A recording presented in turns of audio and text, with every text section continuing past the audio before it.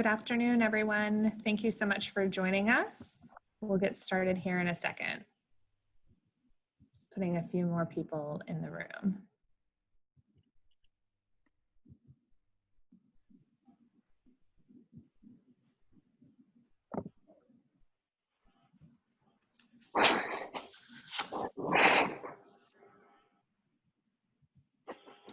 Okay, so good afternoon. I hope everyone's doing well today. It's a pleasure to see all of you here again. This is our third in a four-part series of careers in public service, with today's focus on postgraduate public service fellowships and other opportunities. And we have a great lineup of speakers today. I'm the associate director here at the center and have the privilege of putting together programs like this for our students. First, a few housekeeping items for Zoom. Keep yourself muted until you're speaking. It just helps with the background noise. Feel free to use your chat feature to ask questions of the panelists. Myself and my colleague Dorothy are here on the back end monitoring that. You can also use the raise hand function when we open the floor in a little bit for everyone to ask questions. Finally, we are recording today's session. It'll be archived on the Graham Center website and viewable on our YouTube page by the end of tomorrow. So let's get started. Our panelists will each present for a few minutes, and then I will ask them one question, and then I'll open the floor to all of you. First, we have Charlie Besnard, who currently works at the U.S. Department of State in the U.S. Embassy in Buenos Aires, Argentina. He previously served as a Peace Corps volunteer in Burkina Faso. Liz Pantaleon was the first Fulbright English teaching assistant in the West Bank Palestinian territories and is a Pickering Foreign Affairs Fellow currently pursuing her Master's in Foreign Service at Georgetown. And last, we have Andre Gonzalez, who's also a Peace Corps alum and is currently a Luskin Fellow at the University of California, Los Angeles, where he is pursuing his Master's in Urban and Regional Planning. Welcome, everyone. So Charlie, would you start us off? Sure, thanks, Marianne. Just wait for the slides to come up here. So I'll be talking about the Peace Corps and my experience and why I think all of you should consider applying. So if you go to the next slide, you have my main points from the presentation. Look, one slide back, there we go. These are the three, sorry, one slide forward. These are the three main takeaways that I want you to have from this presentation. The first is that there aren't that many barriers to entry to joining the Peace Corps, which makes it really great as an undergrad. Maybe you've done a few internships, maybe you've traveled a little bit, but as long as you have your degree and you're not wanted for any sort of crimes, the Peace Corps will probably take you. You don't even have to have traveled abroad before, so it's a very welcoming organization. The second point is that in the Peace Corps, you really are your own boss. And I don't know of any job besides the Peace Corps where as an undergrad, a 22, 23-year-old, you can have that autonomy in your job while still getting the degree of support that Peace Corps gives you.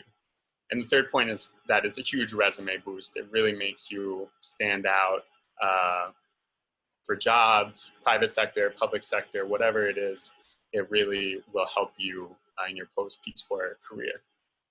So the next couple slides are really just things that you can find on the Peace Corps website. I don't want to spend too much time on them. But here I wanted to highlight that two of the three goals, goal 2 and goal 3, are just about cultural exchange and the experience. The work is important in the Peace Corps, but it's really about the experience. And I think that sort of ethos of an organization is where the value comes as a volunteer, because you're really there to learn as much as you're there to serve your community. So on the next slide, I just have some basic facts about the Peace Corps. The two things I want to highlight here, typically there are around 7,000 volunteers or 8,000 volunteers. Because of COVID, everyone is home, but Peace Corps says that they hope to get everyone back to their countries next year, and they are still accepting applications. So if it's something you're considering, the process takes a while, so you might as well apply. And then the last bullet there about the number of returned Peace Corps volunteers, the network is real. It doesn't matter if they were in the same country or even the same continent of you. That shared experience of doing the Peace Corps opens a lot of doors in your post-Peace Corps experience. So my own experience on the next slide, you'll see, I was in Burkina Faso. I was what they call a community economic development volunteer in Burkina Faso, which is landlocked right in the middle of West Africa, very agrarian, very poor. If you go to the next slide, this is a picture of me on my very first day in my community. I'd been in training for about 2 months, and I was visiting with my counterpart, who was right there on my left. And I look at this picture and I'm like, how could this goof who has never farmed a day in his life or lived in the heat of the Sahel go to a place like Burkina Faso and absolutely love it? And that's the point, is that really you don't know until you go, and it's about the experience, and it really pushes you in ways that you have never been pushed before. So on the next slide, you'll see just a couple examples of activities that I was doing. On the left, I'm making soap with a women's group collective, and on the right, that's a preschool that we started in the village in a structure that was already there with local teachers, with kids from the community. I don't want to show a ton of pictures because on the next slide, you'll see every Peace Corps experience is different. So even if one of you joins and goes to Burkina Faso, your experience can be completely different than mine. So it's not super useful for me to just give you every detail about my experience, just that it is an experience. And that's the point, I think, is that it can be a really, you can have terrible times, you can have great times, a lot of in the middle, but it's a fantastic experience to have, especially coming out of undergrad. So on the next slide, and just to reiterate these main points with an extra one at the end, you can get, as an undergrad, it's just a great transition in between joining a workforce, joining public service, working for the State Department like I do now, but taking some time to really travel and get out there, and you get to shape your own experience. Peace Corps will give you so much support, but the experience is your own. And you'll come out with language skills, you'll come out with endless stories for cover letters, interviews, anything.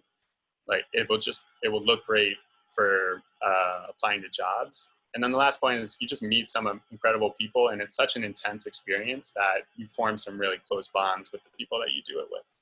So that's all I have to say. The website link is down there on the bottom, and happy to answer any questions going forward.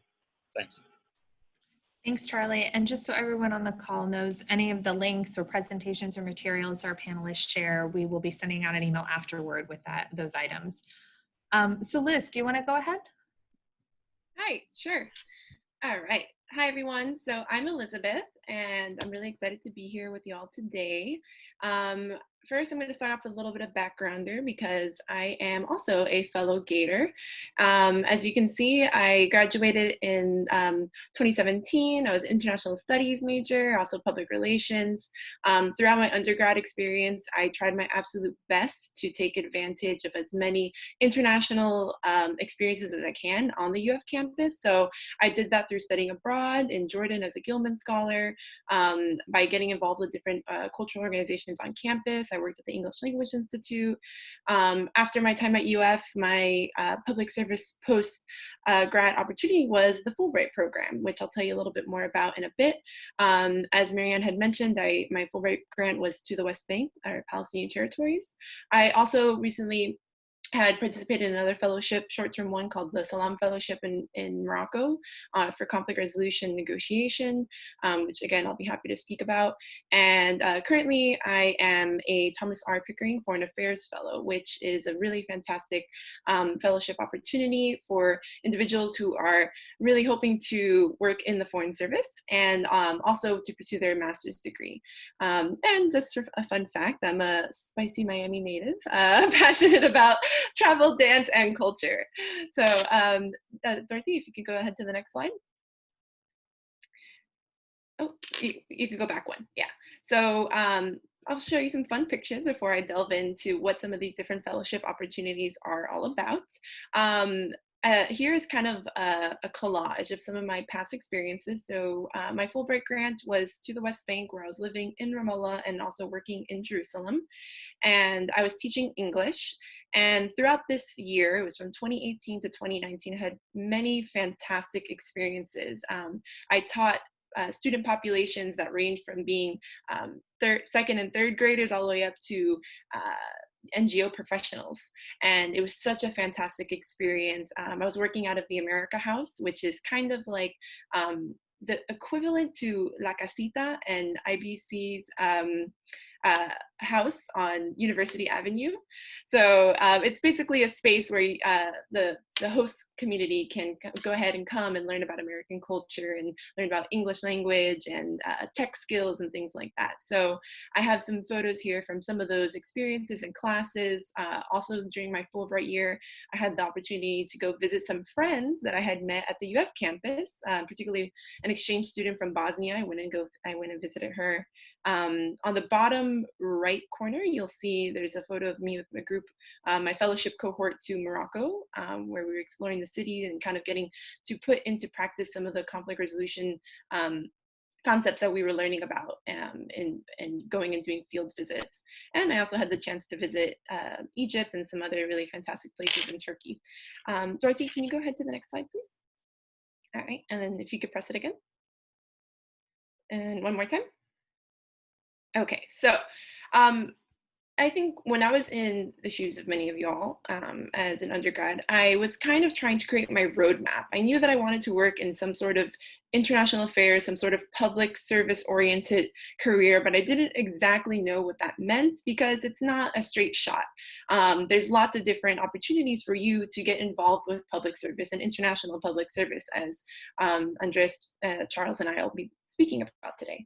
So kind of the formula that I made on my own was to go ahead and get as much exposure as I could on the UF campus by learning as much as I can about different current events, about different public service opportunities through the Graham Center and other organizations. Then my next thing was I realized I needed to kind of study abroad to get this international experience, because if you want to work in public service abroad, having exposure to different cultures and is really, really crucial to be able to understand, to be able to empathize and serve in a capacity to present the interests of your own country and also to meet the interests and needs of the community that you're working in. So getting that exposure to really understand is really important. So I did that my sophomore year studying abroad in Jordan on a Gilman Scholarship, which is a State Department funded fellowship. The reason to bring this up was because I think that kind of entry point into the world of State Department fellowships was really crucial for me, because that I think helped me with pursuing my application for a Fulbright grant. So Fulbright is another State Department fellowship where it's the flagship international exchange program that's been around since about 1946. And there's all different types of Fulbright grants. There's research grants, there are English teaching assistantship grants, which is kind of like you're teaching English as like almost a TA, but also serving more importantly as a cultural ambassador, which is what I did. And then there's also Fulbright scholar grants for professors to go ahead and teach on different universities and college campuses and pursue research. During this roadmap that I created my freshman year of how I want to get to my dream point in my career, which is to be a US diplomat, I realized that after I graduated, I needed some sort of year or 2 year long experience. So I flirted with the idea of pursuing the Peace Corps. But personally for me, while it is fantastic, I felt that I wanted something a little bit shorter term. So the Fulbright grant I applied to was 10 months to kind of dip my toes in what it's like to live abroad for an extended period of time. And I ended up loving it. So much so that I extended my grant while in the West Bank. So after my time finished up in the West Bank, I went ahead and I applied for another short-term fellowship, 10 days in Morocco on conflict resolution negotiation. My friends and colleagues often laugh at me and they call me a fellowship hopper because I always find these fellowship opportunities and apply to them. Another really fantastic experience. And upon my return to the US, I applied for the Pickering Program, which, as I mentioned, it's a combination graduate fellowship, which will assist you with funding for your graduate studies and also provide you with fantastic professional development opportunities to prepare young individuals to pursue a career in the Foreign Service. A major mission of the Pickering Program is to improve our diplomatic corps by making it reflective of what our nation looks like. So it has a diversity dedicated mission as well. And I'm happy to say that this year, the fellowship, instead of accepting only 30 individuals, they've increased it now to 45, and they've also increased the amount of funding for the fellowship program as well. So that's really nice if that's something you're interested in. So after I complete my studies at Georgetown University's Master of Science in Foreign Service, I'm slated to enter the Foreign Service in, let's say, I think fall of 2022. So that is thanks to my fellowship experience. So if y'all are interested in learning about the Foreign Service, about the Pickering Fellowship, about Fulbright or any of these other State Department fellowships. Also, I think I see Dr. Jacobs wrote about some scholarship opportunities in the chat. I'll be happy to speak to some of those. While I was at UF, I also studied abroad with a Learning Without Borders scholarship through the University of Florida. So that was really insightful. And Dorothy, if you could go one slide over. No, it's numbers, so you could, yeah, there we go. All right, and then lastly, just some of the takeaways that I've learned from this, I guess you can say, roadmap of experiences for an international career. You want to go ahead and try to link your passions and create your roadmap. So you might have diverse interests, see where they kind of intersect and see how that could fit into your greater scheme of things. Make sure that you're researching all the different opportunities available to you at UF. This is a premier institution, so take advantage of what you have around you. You want to make sure that you're setting long-term and short-term goals to see how you could kind of set yourself up for success.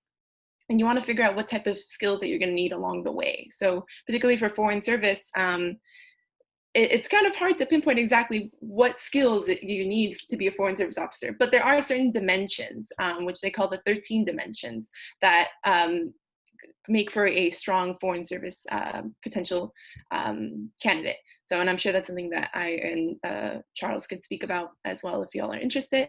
I definitely would say also, as you're trying to cultivate this roadmap, to make as many connections as you can and try to nurture those relationships. Ask questions of your mentors.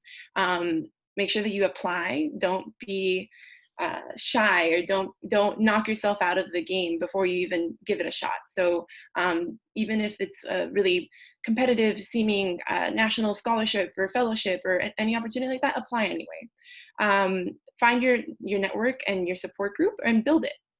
And then also, don't ever doubt yourself. So these are some of my key takeaways, and I'll be happy to speak more to these elements and any other questions that y'all have. Thank you. Thanks, Liz. Just a quick question. Do you know if there's a minimum GPA you need at UF to qualify for these types of fellowships? Mm-hmm. Good question. So each fellowship has different qualifications when it comes to GPAs. I know the Pickering and the Rangel programs, I believe they are, it's a 3.2 requirement. And then Fulbright, I can't remember exactly if there's a GPA requirement. The person that would be fantastic to speak to is Kelly Medley. She is the fellowship's advisor, and she's based out of the Honors College, and she can speak to you all about the specifics of these fellowship type of applications and requirements. But what I've found from my experiences is a lot of times that they're looking at your application holistically and putting a lot of weight on those personal statements. So again, something I'll be happy to talk about because I've written my fair share of personal statements. Thanks, Liz.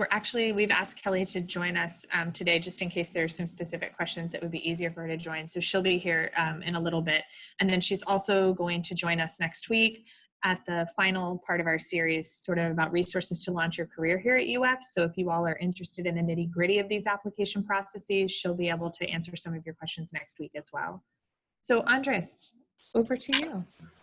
Heyo, so I didn't have any slides, although I do have some pictures and some materials that I can share. I really appreciate hearing Charles and Elizabeth. My roadmap is a little bit more ups and downs, so if you're looking for a straightforward linear path, I'm not sure. I go all over the place, but So a little bit about me. Right now, I'm currently a master's student at UCLA, where I study urban planning and regional planning. And specifically, I'm interested in climate displacement. But my original path has gone a lot of different angles. I was at UF as an international studies student, focused on Latin America and Europe and kind of all over the place if you knew me. I worked as like at a cupcake store, at Chick-fil-A, you know, I did my study abroad at Cienpola too simultaneously, you know. So I feel my skill set comes from a lot of different perspectives and different needs, you know. In Spanish, we say, la necesidad es madre de todo invento, you know, necessity is the mother of all invention. And Elizabeth gets it. I mean, it's Miami philosophy. But at UF, I had the opportunity to actually work with Dr. Jacobs in starting the Global Studies Group, which I'm not really sure if it's still going on, but at the time it was just a student initiative really just to get folks together. And fundamentally, I think if I were to prescribe something to my career, it's about getting folks together to share a conversation or a dialogue, you know? I've also worked at the English Language Institute as well. And then during my undergraduate studies, I was really like kind of trying to figure things out a lot, you know? And that's really my first year. I went to a Peace Corps panel that I think the UFIC had organized, and something in it really called to me, you know? I had gotten a lot of different stories about it. I really appreciate what Charles had to say, and Elizabeth too. I think you should just like apply to as many things as you can. But I also have a bit more of a critical perspective of the Peace Corps, particularly in the situation that we are right now, right? I learned a tremendous amount actually. So if I'm gonna share my screen, okay, here. So this is honestly just my job portfolio. But in the Peace Corps, I got to do like so many different things in Paraguay, where I served as an agricultural environmental extensionist, you know, from painting murals, right, with like school teachers and students that described our local ecosystem, including like mythological creatures and like agricultural practices embedded in this, to like building a retaining tire wall and like rebuilding infrastructure for like increased flooding, to ecological playground, and then a project that I can't really put here, but is something that occurred more socially, was the National Seed Bank Network. But simultaneously, while I was at Peace Corps, I also became very critical of a lot of the policies that I saw, because I used to say, the thing I love most about Peace Corps Paraguay is Paraguay. The thing I hate the most about Peace Corps Paraguay is Peace Corps. A lot of it, you have to accept that it is, by extension, you're representing the US government, you know? I don't know how y'all feel about politics right now. I know how I feel about politics right now. And, you know, to pass by a picture of a certain someone, to have these like things come from the top down, you know, and just kind of represent the US, particularly with like the neo-colonial history of some of the institutions. I think it's really important to recognize that, to acknowledge that, and to also recognize your own position coming into these places. As a Latinx person serving in Paraguay, I was struggling a lot with what I saw as like racism from my other Peace Corps volunteers. And it was something that I personally struggled with a lot while I was there. And because of this, because of these exposures, I also was investigating a lot of like own issues in my community, right? This was a gold mining community, a community that had a lot of contamination, you know, where a lot of the kids that I worked with were becoming sick. And I felt so, I struggled with my position there, you know, but simultaneously, I also learned a tremendous amount, and it invigorated me to be where I am today. So after the Peace Corps, I worked in the Miami Homestead Migrant Detention Facility. I don't know if you guys know about it. It's infamous, where I basically interviewed a lot of children who were being illegally detained through conditions that I don't really even want to go through here. I choose very interesting career paths. You see, I'm kind of all over the place. My parents keep on asking me, why do I choose the most intense jobs? And I'm just like, I don't know. They just happen to come my way. Yeah, but I mean, it is where the work is needed, you know, and it is where those skills I felt like I could most apply them. And it got me really thinking about like what displaces communities, what brings communities together, you know. And I felt like a call to the border, you know. I in Los Angeles now, I'm currently here organizing with students, you know, organizing against like for anti-racism curriculums, really just like seeing how to disengage this police state, how to really critically think about what an abolitionist like planning effort looks like, you know, it has been a struggle. I'm not gonna lie. These past couple of weeks are like between the helicopters and the police, you know, it's been, and everything going on my block in Koreatown, I've just been like kind of processing a lot. Apologies for the ramble, but it's also made me really appreciative for my time at UF, because that's where I got to meet so many people who kind of started me off this path. I would not change Peace Corps for the world, you know, I would still do that. But if you are thinking about one of these positions, you know, be it the State Department or Peace Corps or any other institution, really critically think, I think, where you are at in this world and what perspective you're bringing, you know, because I'm just like, don't be bringing this like neoliberal or neo-colonial perspective to the places that you go. You know, it just does more harm than good. And I've seen that firsthand. So that's what I got. Andres, that was actually really inspiring. I think it will speak to quite a few of our students, and I think your openness and honesty about your experience is also critical, not only for now, but you know, in the past and in the future. So thank you for that. So we do have a couple questions already in our chat box, so I'm going to go ahead and start with those. So this is a question for all three of you. How, and it comes from Sophia, so if she would like to unmute and add anything to it, she's welcome to. How early in your undergraduate career did you begin to consider and prepare your application for these opportunities? And are there any steps looking back that you'd recommend for students early on in their education to prepare for these applications? So Liz, you want to go first? You just happen to be the first person on my screen. Sure. So great question, Sophia. And if it's a Sophia, I think it is. Great. I know you. Hi, great job.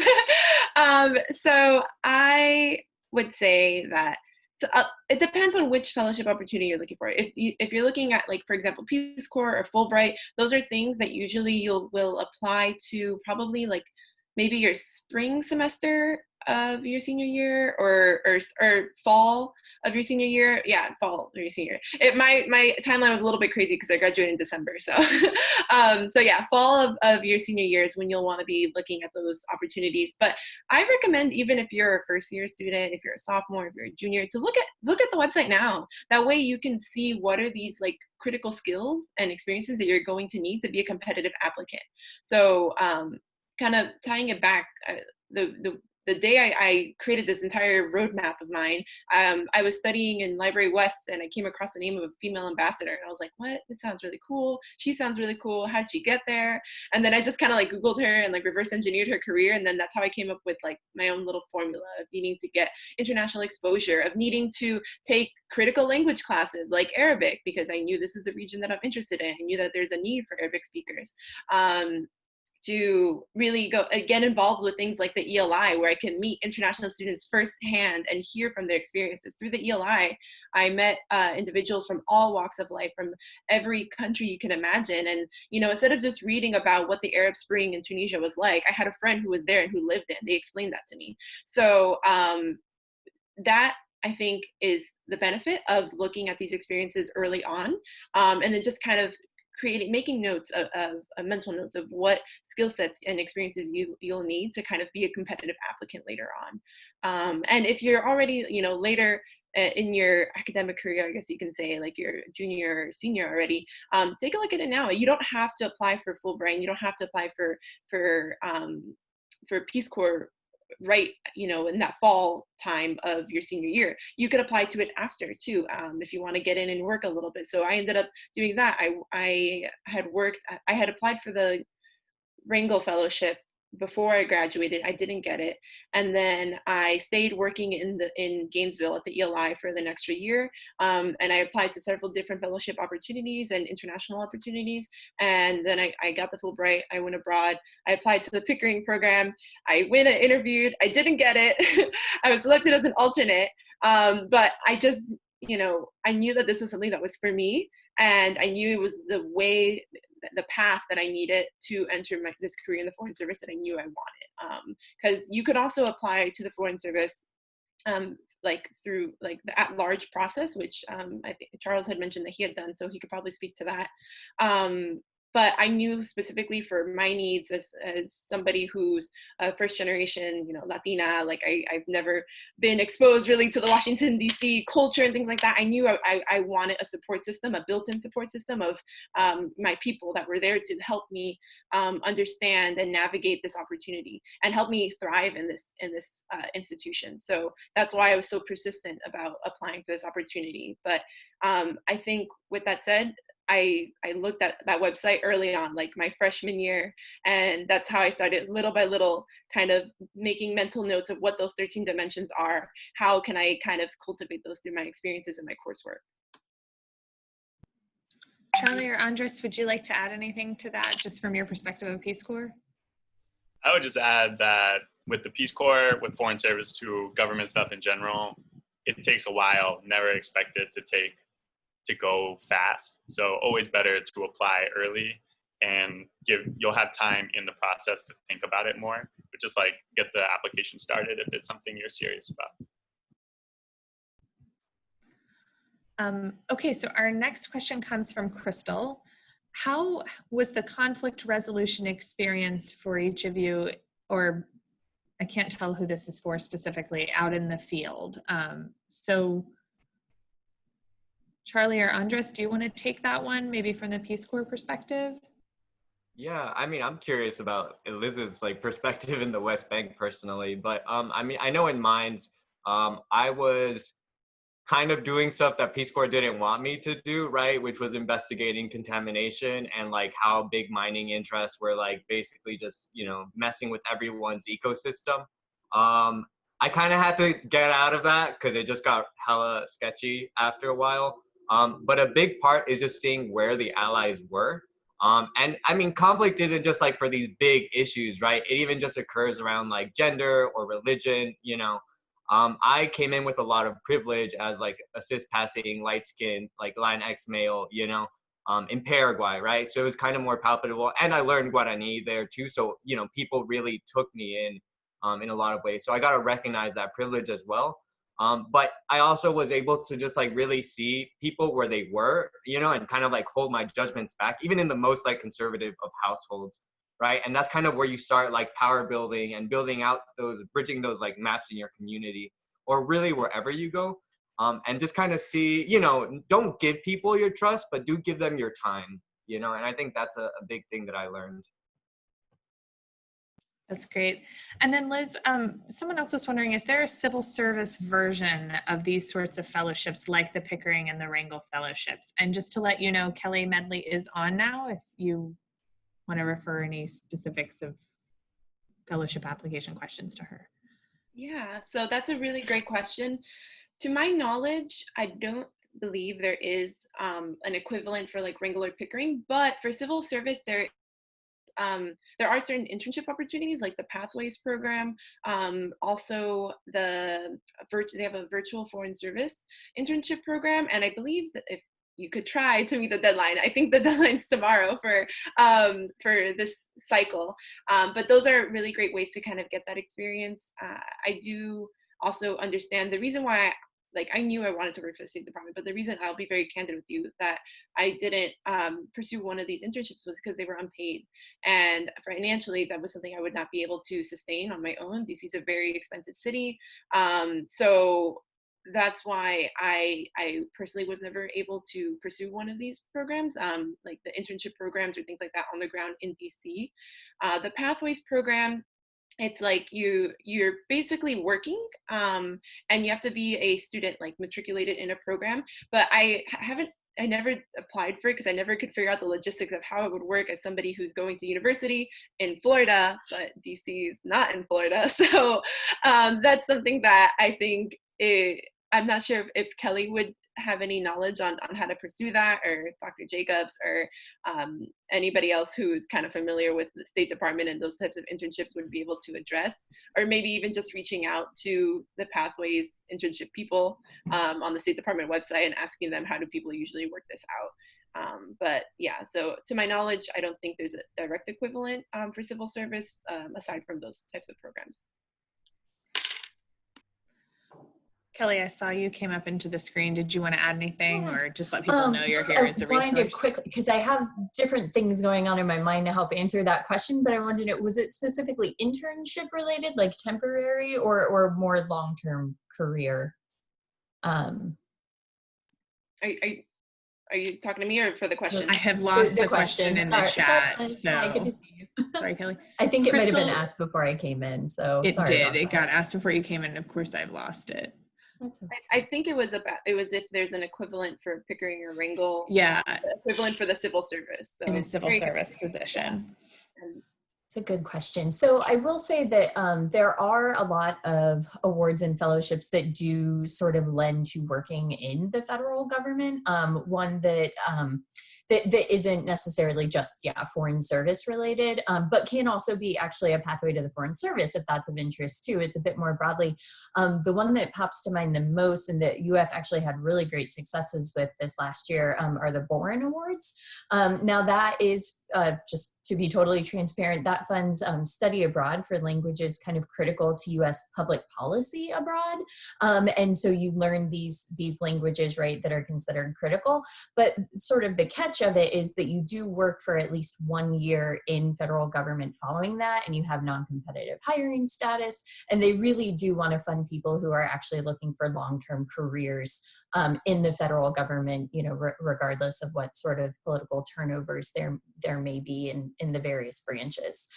So that's something that a lot of students on the path to the foreign service will go into. But again, it's really, really great for hiring at any level of the federal government on any path you might be interested, not just foreign service. So I hope that helps to answer that a bit.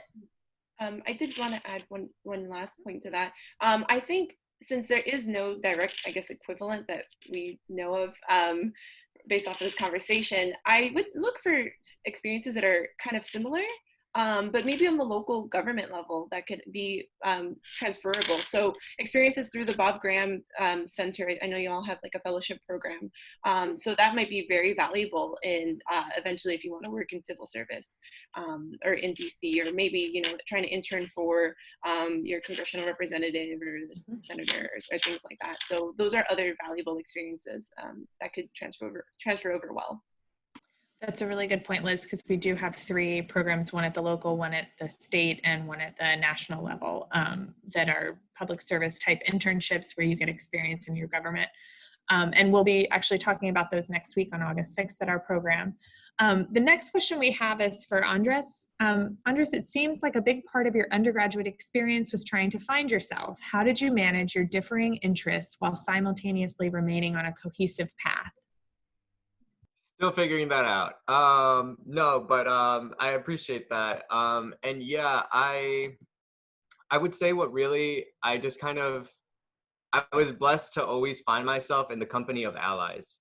So really, I think I've just tried to be in spaces like either through the Global Studies group, right? Or I joined the service fraternity Alpha Phi Omega, APHIO, which, you know, really just connected me to so many other people doing so many other things in like, you know, things that I didn't know I was necessarily interested in, like in public health or even in the environment, which I think now I'm more focused towards, you know. So just being in those spaces allowed me to kind of like explore, but kind of maintain cohesive in this like aspect of community building and like public service. And at the same time too, you know, like, I mean, you still got to eat, right? Like I had to work at a cupcake store. I worked, Chick-fil-A paid for my Cienpo fancy, you know, study abroad with all these like diplomats and children of the Latin American presidents, you know. It was like a big deal, but then like just a month ago, I was like burning my hands frying chicken, you know, like that's just life. I think it's just like really important to identify those like broad things that just like define who you are and just kind of, you know, pull at the threads that you think may make that up or echo in that, you know. I just want to follow that up. I think that's a great point, and I've sat on a lot of these panels, mostly in the audience of these kind of panels. I haven't done this many from this perspective. But for the people, the undergrads who are out there, like looking at us on the panel, when you look at the resume, it looks like everything was just like, oh, wow, they really had it figured out the whole time. But that's not how it works. I think that's not how life works at all. But then you just have to follow experiences and doors open that you never even knew existed. And then you go through that, and you just have to try to consistently put yourself in a position where you have options. And that's all. Like, the opportunities, you have to know about them to take advantage of them, but it's okay if you feel lost in undergrad, because I had no idea what I was doing in college the first like 3 years that I was there. So it will be all right. You just have to put yourself in a position to take advantage of those opportunities. It's okay if you don't know what they are, how you're going to do it yet. I will selfishly say that one of those opportunities in putting yourself out there is coming here today and listening to these panelists. This will open more doors for you all. It will remind you of the things that you need to consider while you're here, whether you're a freshman or a senior. Thank you, Andres, and Liz and Charlie for your time. I would also say that it's a good reminder. Dr. Jacobs just put something in the chat box. He's the director of our center, for those of you who don't know him, and we will be doing an open call for scholarship opportunities. It's small funding, but different ways that you all can go and do study abroad, or an internship outside of the Gainesville community, or there may be a research project you want to work on here at campus, or a conference you want to attend. So stay subscribed to our newsletter, stay engaged with the center, and other doors, small, but financial doors will open for you, which I think is really important. The next question, sorry guys. This is for Liz. Liz, we needed to circle back to you on the conflict resolution. Crystal would like to know what your experience was like when you went abroad with your cohort, and how your application of knowledge in the field worked, or how you applied your knowledge in the field. So that's a really great question. So this is one of those, the way I kind of fell into that fellowship, the Salaam Fellowship for Conflict Resolution, it was very interesting, because it was at a point where I was at a very, very low point, I guess, in like self-esteem and like applying for these types of opportunities, because I had just been not selected for the Pickering Program. So my confidence level in applying for these types of opportunities was very, very like on the ground. And it took me some time to kind of lick my wounds and be able to apply for another one of these opportunities. And instead of like scrolling through Instagram, I usually scroll through like scholarship websites and stuff. So hashtag ProFellow, that's my favorite website. So I came across this fellowship opportunity, and it was a short 10-day opportunity, fully funded, in Morocco.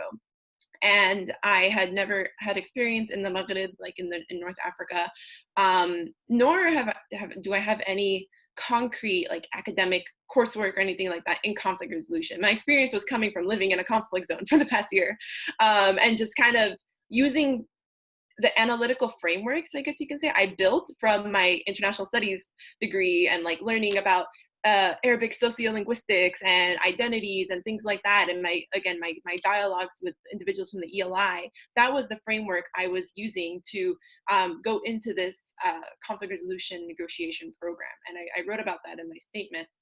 And I said how I wanted to use that opportunity to put into perspective and gain kind of like a more academic and disciplined lens to talk about the experiences I just experienced living, again, in a conflict zone for the past year. And it was incredibly insightful and important. And it was like a really great timing in terms of like my Fulbright in the West Bank ended October 17th. On October 25th, I was flying to Morocco. So I just stayed in the area, and then I flew over to Morocco for this experience. And through that, I got to really peel back a lot of layers of some of the things I had seen, of being able to understand how to negotiate with people from different backgrounds, with different interests, to know the difference between kind of like positional and principled negotiations. And this is all stuff that I had no idea about. I just knew that I like international stuff. I like learning about cultures and stuff. So this is a really cool opportunity to kind of add a sort of element of like a disciplined way of understanding and framing these international interests that I have.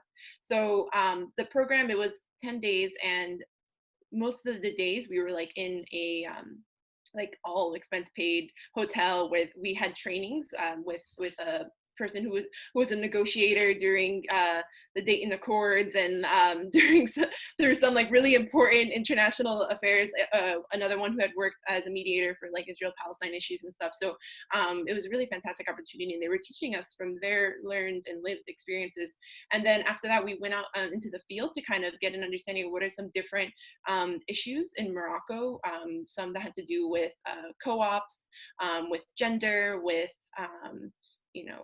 just different elements of society. And we got to kind of see and diagnose what some of these issues are, and working with actually a Peace Corps founded program there called the High Atlas Foundation, and which was started by Peace Corps volunteers in Morocco, like from I think the 80s or the 70s.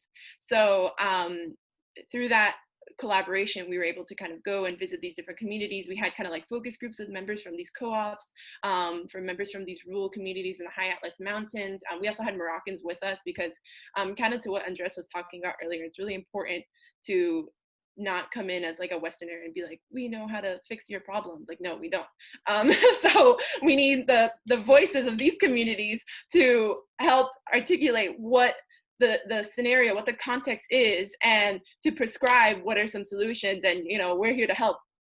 So that was kind of like the major takeaway of that program, was how to kind of collaborate with host communities, how to kind of get a feel or pulse for different issues, particularly that surround conflict and its many facets, and what are some actions that you can take. So we ended up putting together this report where we had different elements of kind of like campaigns. So we had like a donor letter to help raise funds. We had social media campaigns to raise issues. We did policy briefs and things like that. So I hope that ended up answering your question. Thanks, Liz.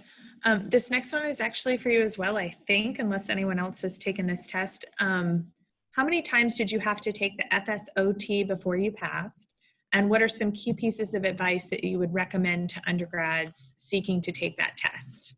And if you don't want to give away your score, I guess you don't have to. Yeah, no. So I guess I'll kind of set the scene, and then we'll hand it off to Charles, because he also said that he's done this. I recently took the FSOT for the first time in February, and by some grace of God, I passed it on the first time. And I essentially did like a crash course study for like 2 weeks straight. And I literally used crash course study videos on YouTube.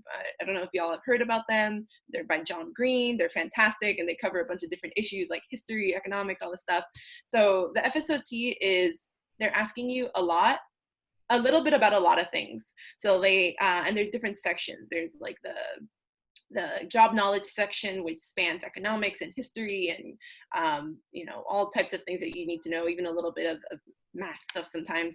And then there's the English language expression, which is basically knowing how to articulate and read and write concisely in English and kind of ranking things. And then there's the situational judgment portion, which is how to work in a team, what are kind of nonverbal signs that you can use to pick up on how to read a room, things like that. So surprisingly, I did best on the situational judgment and not so great on the job knowledge, but in the end, I ended up passing. And I think, but it takes some time. And I think just maybe downloading the app for the Department of State, they have like practice questions you can kind of look at. You can go ahead and start studying some of those and get an idea of what they're like, and see maybe what kind of classes might help you out with that. Or it kind of feels like trivia, to be honest. All right, so I'm gonna go hand it off to Charles. Absolutely. The test I've taken 3 times and passed every time. What I haven't passed, because I wasn't in the fellowship program, there are other stages of the process you have to pass. And I would always get tripped up on the essay part that comes, these like personal narratives, they call it. For the test, it really is trivia, and it has nothing, like I like trivia. You want me to pick the landlocked country on the list of countries, like Burkina Faso, done, got it. But it's a test that has nothing to do with how good you will be as a foreign service officer.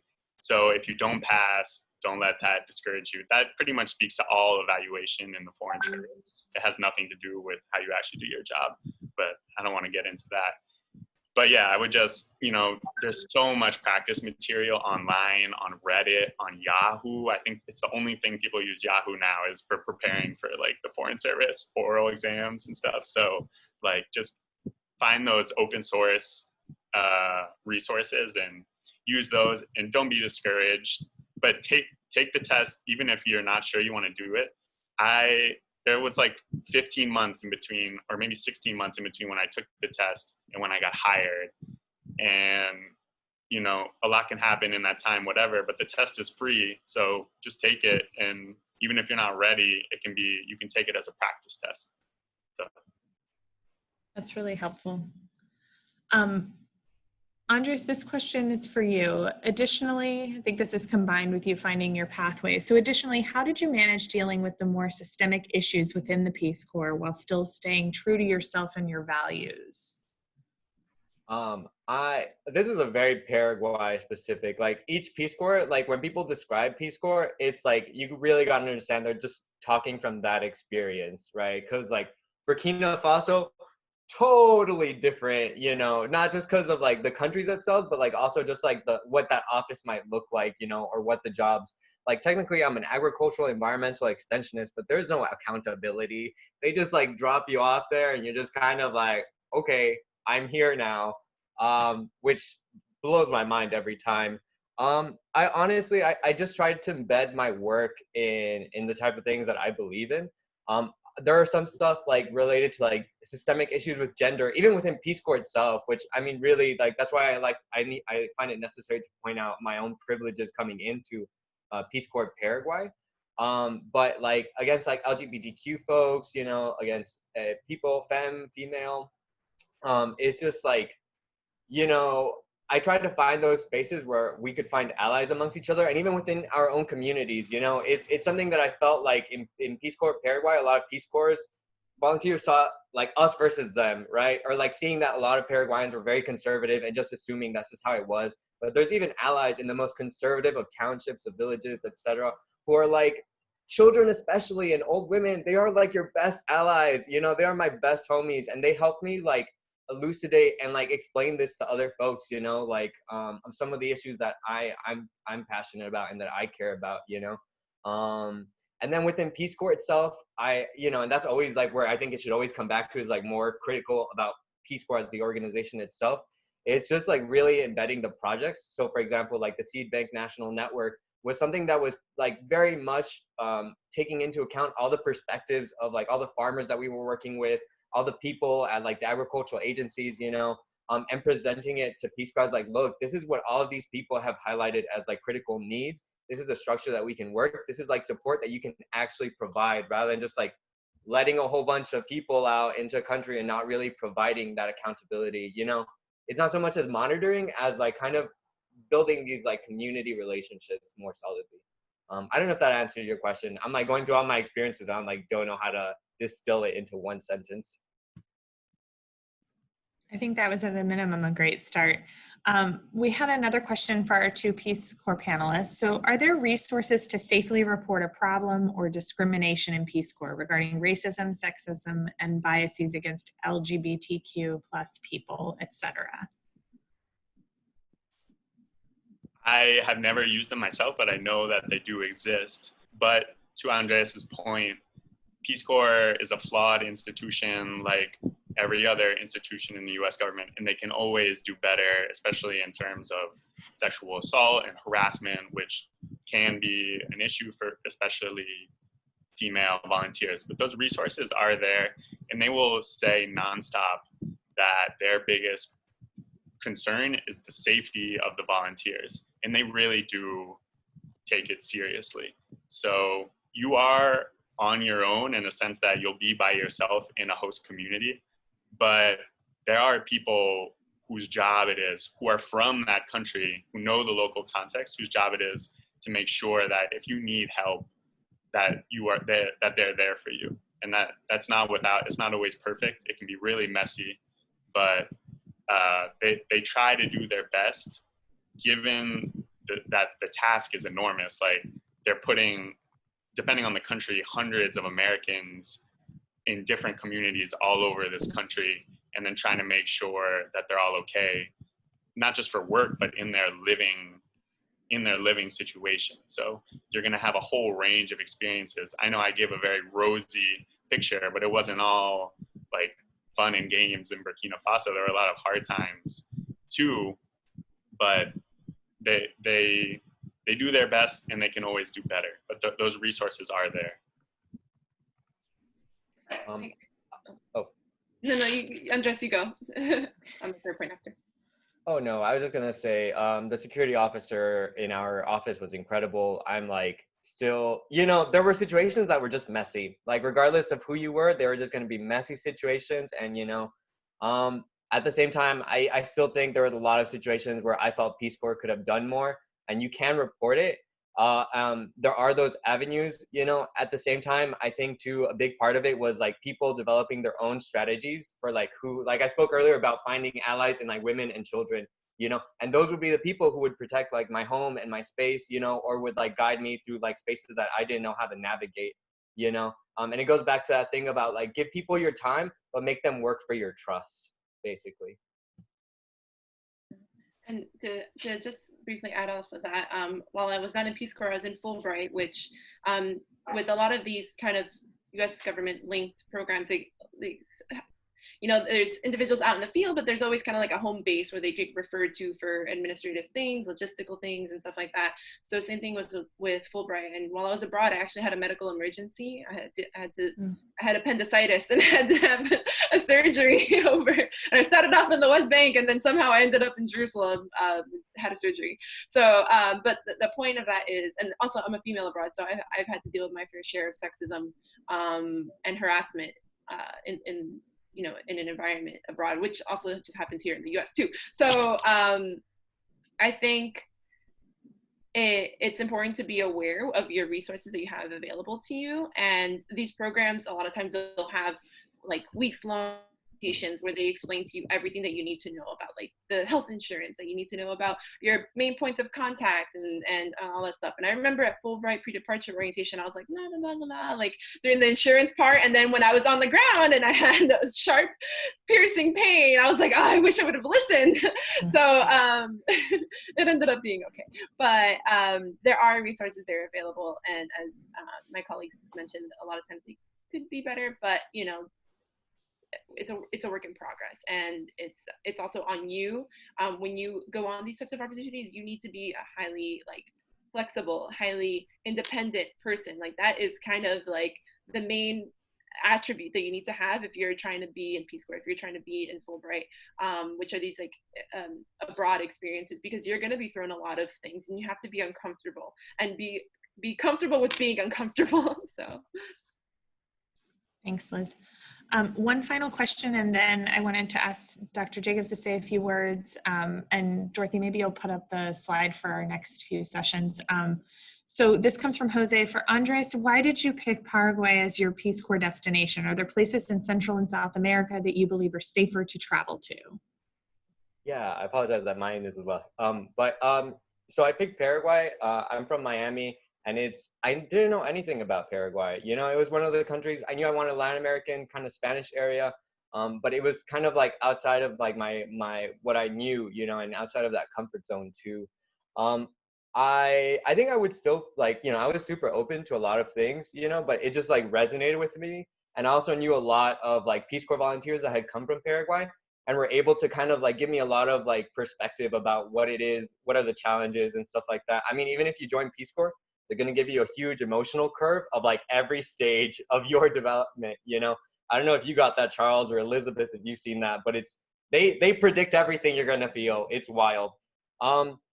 After working at a migrant detention facility, interviewing children who are running from like the worst situations in Central America specifically, I'm not sure if I would pick like El Salvador, for example, and that's just like my own bias, but that's also a trauma that I've like kind of taken in after listening to so many horrible things over and over again, right? At the time that I did Peace Corps, I think I was pretty open to all the options, but, now with like life experiences and like hearing more and learning more about the political situations, like, I think it's something to really, you got to weigh out yourself, if LGBTQ issues are going to be like a huge problem in that area, or there's like a lot of violent flare-ups, and you don't feel super comfortable with that, like that's, you know, you got to speak to your gut at the end of the day. And, you know, Paraguay spoke to my gut. That's really insightful. Thank you, Andres. Liz, I'm sorry, you unmuted. Did you want to add anything or? Yeah, I was just going to say, a lot of people questioned my choice of going to the West Bank because of some preconceptions and images that they were kind of working with. And I never let it faze me. But I think that came a lot from speaking with people on the ground. So I think if you're ever looking at a Fulbright post or like a Peace Corps post that you're just kind of like, oh, I don't know what the situation might be like there, don't let that stop you from applying. Like, find somebody who's been there and you can talk to, or like read it, look on Reddit, and then reach out to that person and see what the experience was on the ground, because what you think could be completely different from what the actual experience is. Thanks, Liz. Dr. Jacobs, do you want to just say a quick thank you to everyone, and then we will wrap up here? Sure. Thanks, Liz, Charles, and Andres. I worked very closely with Liz and Andres during their time at UF. Charles, I don't think I ever had the pleasure of working with you. This is wonderful, and I really appreciate you guys coming back and sharing your stories and your insights with our undergraduates and serving our students that way, and also for serving your country in this way too. You've all provided valuable service to the United States over time, and we do appreciate that. I want to just highlight a couple of really quick things too. I put this in the chat, but one of the things that really comes out of all of their stories is you have to apply for things to be able to do them, right? And you've got to be willing to take no for an answer sometimes, but the only sure no is if you never put your hat in the ring. If you don't fill out the application, put the burden on someone else's shoulders to make the decision. Don't make the decision for them by not applying, right? You know, so you've got to just keep putting your hat in the ring, even though that's hard. You know, Liz talked about, you know, being at a low point, and I think we probably had some communications when she was in that low point. But you just got to keep looking ahead, one foot in front of the other, and keep trying and keep looking at the next opportunity. And UF students are incredibly well equipped for these things. So again, I mentioned in the chat, we've had a Rangel or Pickering for each of, I think, the last 5 years, if I recall correctly. You know, so we've been very successful, and that was when they were only doing 30 a year, right? You know, so now there's 45. Maybe there's a chance to get to 1.5 per year. We'll see there. But I just, again, want to say thank you to each of the three of you. Thank you to all of you who've logged in to listen to. Keep doing so. We're going to be having more of these. Mary Ann will talk about the next event here. But again, thank you very much, everyone. Thank you, Dr. Jacobs, and thank you again to our panelists. Just a quick reminder, next Thursday, August 6th at 1 p.m., Resources to Launch Your Career. This will specifically have presenters. Kelly Medley will be there, presenters from Beyond 120 from the Graham Center, and also Manuela Hernandez, who has been so kind with her contacts to help us put together these programs. She'll be talking about an undergraduate fellowship opportunity that can expand your network and resources while you're an undergrad preparing for these. So go to our website, click on the link, register for that program, and then stay tuned for our newsletters, because we will have a lineup of fall speaker series similar to this, probably focused more on local and state government, but we're always open to suggestions our students have. So please be in touch. And I see Andres has put his email in here. I will absolutely be sending out an email to all of you afterward with their contact information and a link to the recording. So thank you all again. And Liz, go ahead and stay on. I'm gonna stay here.